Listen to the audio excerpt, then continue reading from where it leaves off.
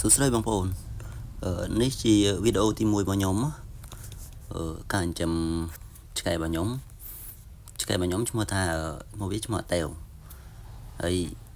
និយាយរឿងអាតេវហ្នឹងងើបព្រឹកឡើងគឺថាឲ្យតែវាឃ្លានចឹងហើយបងប្អូនមើលសកម្មភាពវា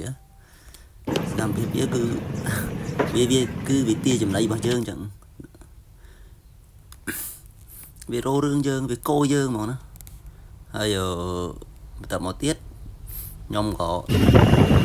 ខ្ញុំកូនទៅរៀនហើយញ៉ាំបាយទៅគ្នាហើយអាតេវក៏ឡើងម៉ូតូទៅជាមួយគ្នាដែរទាំងអស់គ្នាជិះម៉ូតូគេអូនិយាយរួមទៅគេឃ្លានគឺគេកោហើយអាតេវហ្នឹងវាកោយើងហ្មងពេលព្រឹកអញ្ចឹងគឺវាកោងើព្រឹកឡើងគឺដឹងថារោរឿងកោហ្មងអាតេវឥឡូវខ្ញុំមកដល់កន្លែងបាយមុខវត្តធម្មជាតិបើសម្រាប់អ្នកមកដកស្រុកខ្ញុំគឺស្គាល់ហើយចិត្តសាលាកន្លែងហ្នឹងហើយខ្ញុំក៏ហូបបាយដាក់បាយមក